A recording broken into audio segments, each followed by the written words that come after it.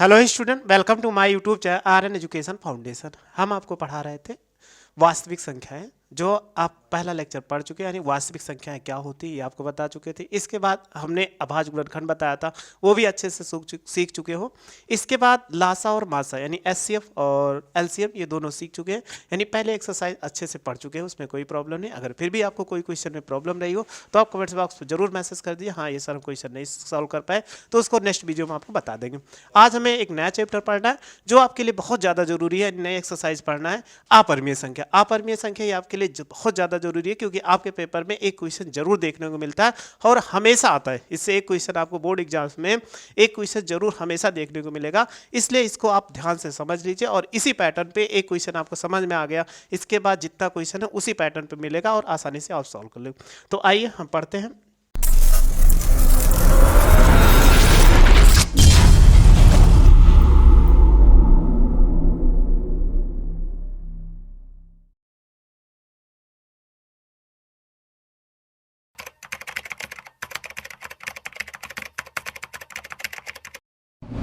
तो सबसे पहले आप अपरिमेय संख्या पीछे पढ़े थे, लेकिन फिर भी और थोड़ा सा जान जाइए कि अपरिमेय संख्या होती क्या है। अपरिमेय संख्या, अपरिमेय संख्या यानी जिसको p बटा क्यू के रूप में ना लिखा जा सके। मतलब जैसे √2 हो गया, √3 हो गया, √5 हो जाएगा, √6, √7 एंड सो ऑन। ऐसे बहुत सारी संख्याएं हैं, इनको हम क्या करते हैं p बटा क्यू के रूप में नहीं लिख सकते। यानी ऐसी कुछ संख्याएं हो, जैसे कोई भी संख्या हो उसको p बटा क्यू के रूप में आप ना लिख सको। और यहाँ पर q0 ये भी आप जानते हो 0 होता है, और p q जो होगा ये बिलोंग करेगा पूर्णांक से, यानी इतना होता है।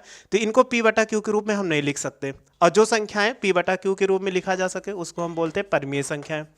तो आप परिमेय संख्या ये भी आपको अच्छे से बता दिए थे पूरा, इसके पहले यानी पहले वाले लेक्चर में आप पढ़ चुके हो अच्छे से।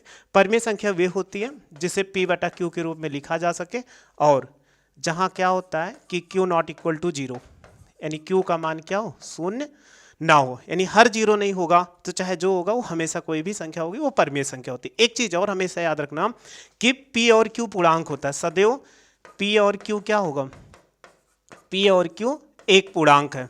अब पूर्णांक आपको मालूम गया था पहले ही कि -1 +-1 +-2 कुछ भी ऐसे हो सकता है, तो ये पूर्णांक है। और एक इसी में और एक डिफिनेशन निकल के आती है कि p और q का सदैव मासा कितना होना चाहिए, 1 होना चाहिए, यानी एचसीएफ 1 होना चाहिए, या ये सहअभाज्य संख्या होनी चाहिए। तो इसी पे हमें पढ़ना है। तो हमें ये तो नहीं पढ़ना है, लेकिन इन दोनों को मिक्स करके पढ़ना है, यानी अपरिमेय संख्याएं ही पढ़ना है, इस पे परिमेय इसी को प्रूव करना है। और जब तक हम इनको नहीं जानेंगे तब तक इसको हम प्रूव नहीं कर सकते। तो चलिए आइए हम इनको पढ़ते हैं, अपरिमेय संख्या, और इसको प्रूव करना सीखते हैं। और आपके पेपर में कन्फर्म है 2 नंबर में या 4 नंबर में जरूर देखने को मिलेगा। 1.1 एक्सरसाइज सॉल्व हो चुकी थी, और ये भी एक्सरसाइज यानी ये भी था पूरा सॉल्व हो चुका था। तो पहले हम इसको प्रूव कर लेते हैं, यानी परिमेय 1.3 है। √2 एक अपरिमेय संख्या है। अब इसमें क्या करते हैं, कुछ उल्टा सोचा जाता है। जैसे क्या है कि हमें लिखा हुआ पहला क्वेश्चन हम लिख देते हैं, सिद्ध करना है √2 एक अपरिमेय संख्या है, अपरिमेय संख्या है। तो इसको हमें कैसे प्रूव करना है, ऐसे नहीं करना है कि √2 एक अपरिमेय संख्या डायरेक्ट लेकर हम दिखा दें कि ये अपरिमेय संख्या। तो इसका उल्टा सोच के चलते हैं। तो उल्टा सोचने का मतलब क्या है, जो संख्या अगर परिमेय ना हो हमेशा क्या अपरिमेय होती है, और जो अपरिमेय होगी वो कभी परिमेय नहीं हो सकती। तो इसीलिए हम इसको क्या मान के चलते हैं, √2 एक अपरिमेय संख्या। तो मान लीजिए सबसे पहले माना √2 एक परिमेय संख्या है, यानी इसी का उल्टा परिमेय अपरिमेय। तो √2 क्या है, एक परिमेय संख्या।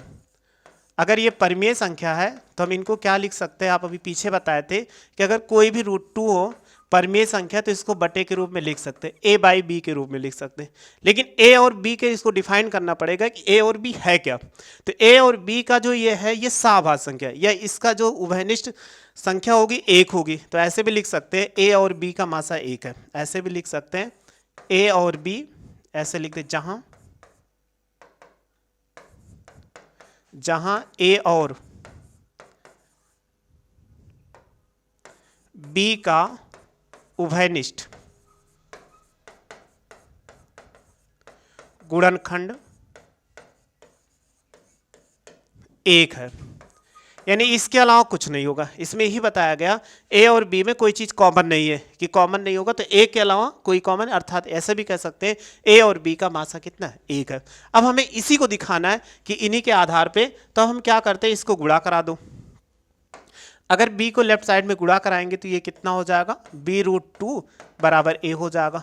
अब इसमें दोनों पक्षों का वर्ग कर दीजिए। जब दोनों पक्षों का वर्ग करोगे तो कितना हो जाएगा, दोनों पक्षों का वर्ग करने पर, दोनों पक्षों का वर्ग करने पर अगर हम इसका वर्ग करेंगे तो देखो कितना हो जाएगा, b√2 ऑफ होल स्क्वायर और a स्क्वायर हो जाएगा। b का स्क्वायर करोगे तो b स्क्वायर हो जाएगा और √2 का करेंगे तो 2 आ जाएगा, तो लिख सकते हैं a स्क्वायर। अब इस पे देखो, अगर हम इनको लिख सकते हैं 2b square equal a square.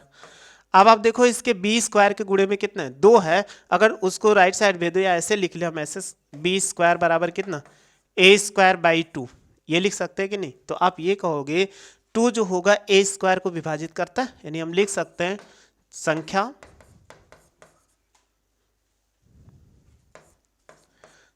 2 a square को विभाजित करती है, विभाजित करती है। अगर ये इसको विभाजित करती है, a स्क्वायर को विभाजित करेगी, तो ये क्या होगा, a को भी तो विभाजित करेगी, यानी 2 है a स्क्वायर को विभाजित करती है, इसलिए हम लिख सकते हैं संख्या 2 a को भी विभाजित करेगी।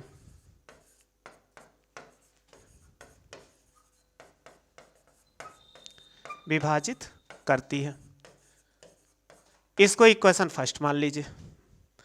अब आप देखो यहां पर एक संबंध निकल के आया कि a जो है यानी 2 जो a को विभाजित करता है। अब a को विभाजित करता है तो इसका कोई ना कोई गुणनखंड जरूर होगा, यानी उसके मल्टीपल होंगे। तो हम इसमें पुनः मान सकते हैं कि माना a बराबर कितना, 2c हो जाएगा। अब ये वैल्यू इसमें क्या पुट कर दीजिए। अगर इसमें पुट करोगे तो देखो 2b स्क्वायर बराबर 2c ऑफ होल स्क्वायर, इसका स्क्वायर करिए 2b स्क्वायर, 2 का स्क्वायर करोगे तो 4c स्क्वायर हो जाएगा। और इसमें अगर इसको हम काट देंगे तो देखो ये कट जाएगा, 2 2 जा 4, तो b स्क्वायर इक्वल कितना हो जाएगा, 2c स्क्वायर। अब आप फिर से ये चीज़ देखो, अगर हम 2 को इधर ले आए, हम ऐसे भी तो लिख सकते हैं c स्क्वायर बराबर b स्क्वायर बाई 2। तो देखो 2 क्या करे, b स्क्वायर को डिवाइड करेगा कि नहीं, जी हाँ, जब इसको डिवाइड करेगा तो हम पुनः लिख सकते हैं। तो हम ऐसे लिख सकते हैं संख्या 2 b स्क्वायर को विभाजित करती है, विभाजित करती है। अगर इसको विभाजित करती b स्क्वायर को, तो कहोगे b को भी विभाजित करेगी, यानी संख्या जो होगी ये भी क्या करेगी, संख्या 2 जो होगा b को भी विभाजित करेगी, b को भी, एक सेकेंड, b को भी विभाजित करेगी।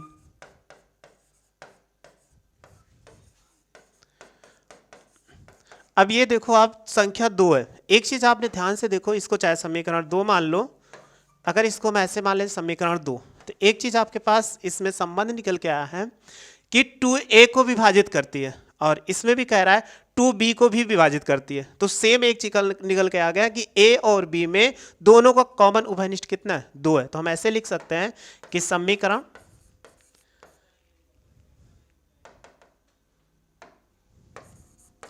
समीकरण 1 व 2 से a और b का कम से कम एक उभयनिष्ठ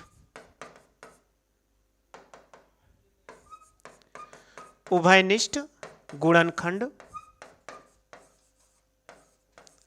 2 है।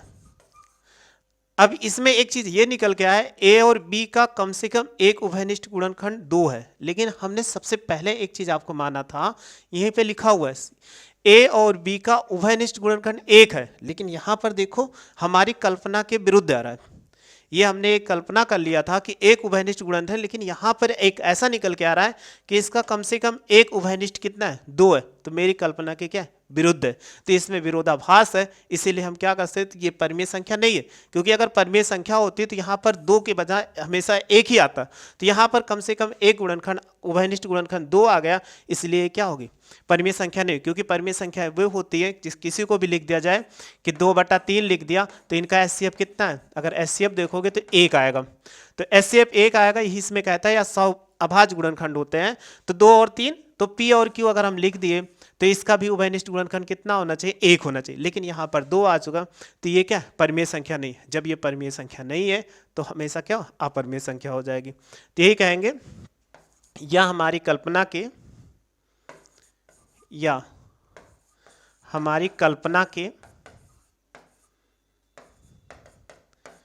के विरुद्ध है।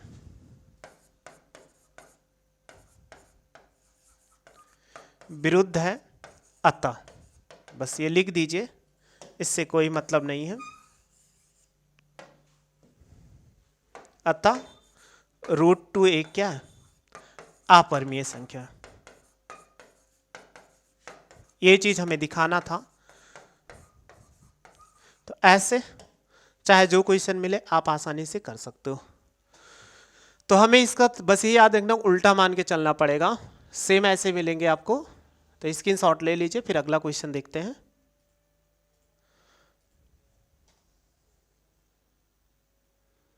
स्क्रीनशॉट आप ले लिए होंगे।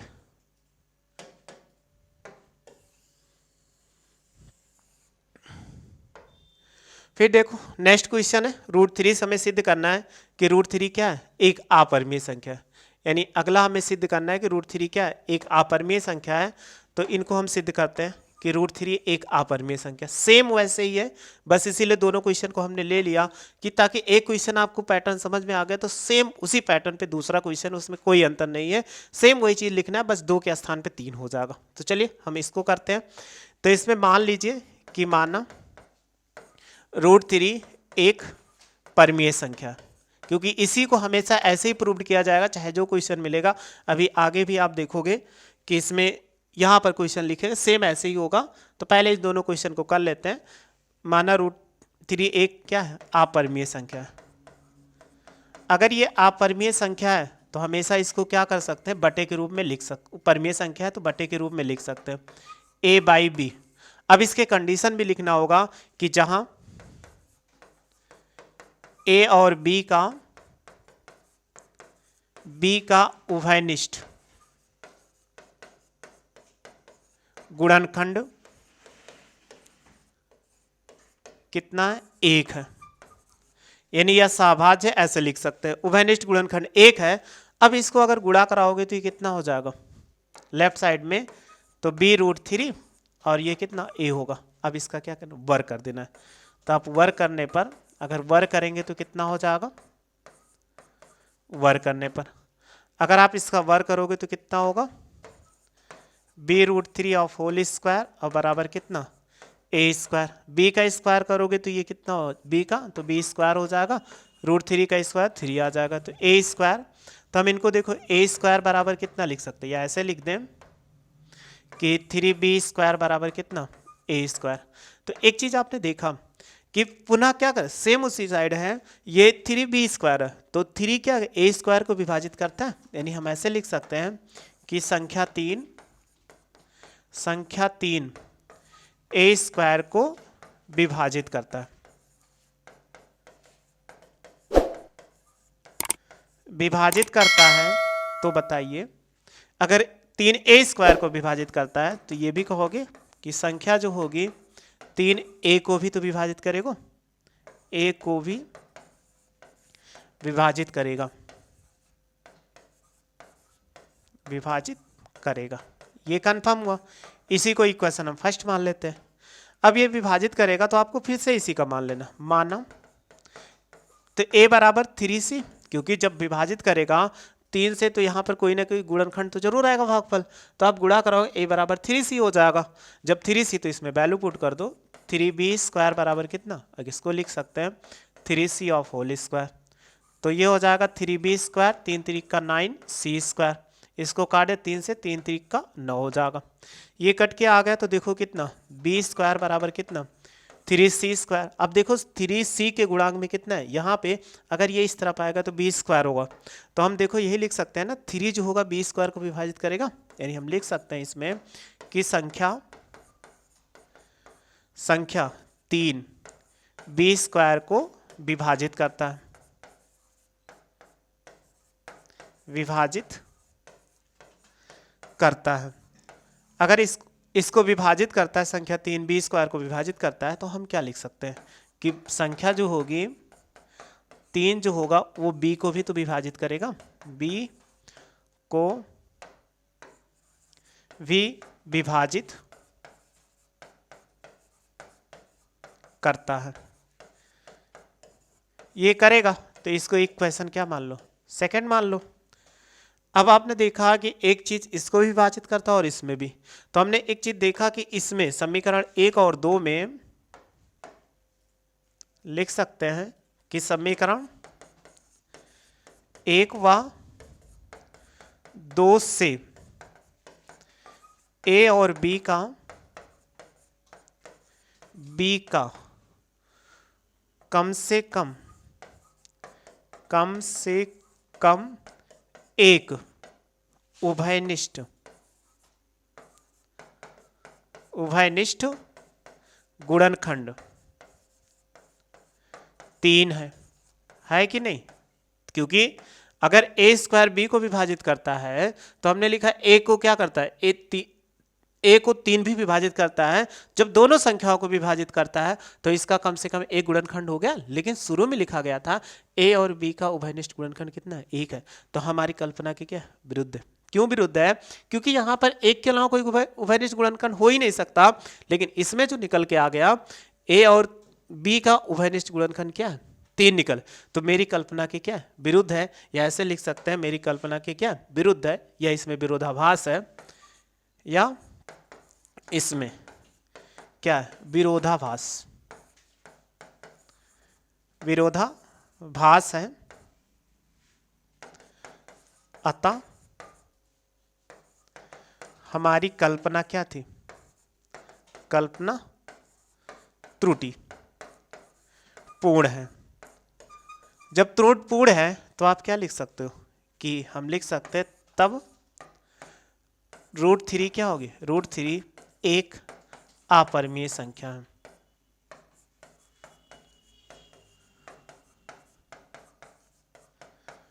परिमेय संख्या है, ये आपको प्रूव्ड करना था, तो बस आंसर होगा।